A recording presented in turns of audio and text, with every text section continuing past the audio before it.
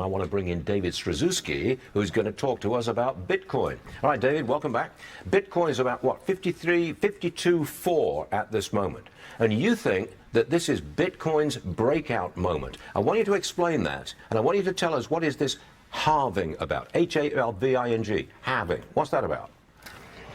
Yes, sir. Well, so Bitcoin's setting up right now, just like the stars are aligning for this thing to really just launch here as we're going into this halving period. So here's what the halving period is, Stuart. Every 4 years, approximately, Bitcoin reduces the amount of blocks that they yield to those that solve the very difficult mathematical problems to actually, mine these blocks and cause all these things to go together. And so why is that a big deal? Well, it's going to become twice as costly to actually mint these things.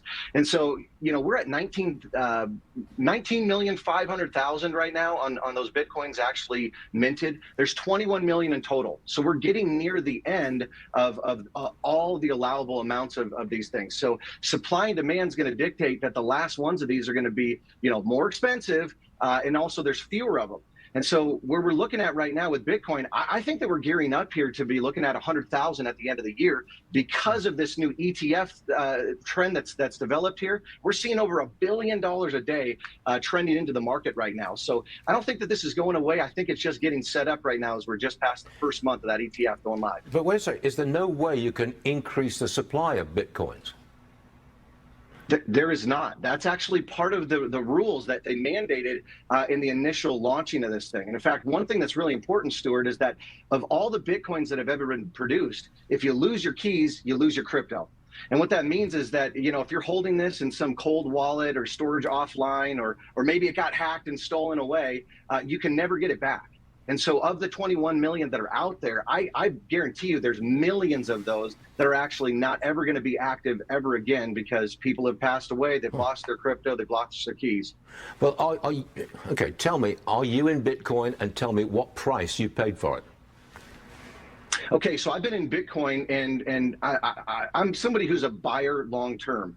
And so when I saw everything go down here in 21, I started buying in when we got to kind of our first floors. And so I've just been dollar cost averaging in. I think that my average cost is somewhere in the 20s. And so it's obviously up quite a bit relative to where I personally got in. But, there's a lot of people that got in way earlier than I did. Can I just ask yes, one quick Stuart, one? I'm very active in this space. Yes, sir. Quick one, 15 seconds. Ethereum, is that subject to the same halving rules, the same supply constraints? It is not. It's completely different, and Ethereum works in more of a staking type of a protocol. So it's more efficient, quicker, has a lot more apps that can be developed on it. So that's sort of a trending towards the future. Okay, we'll leave it at that. David, you're looking for 100,000 on Bitcoin. We shall see. The market is now open, and we've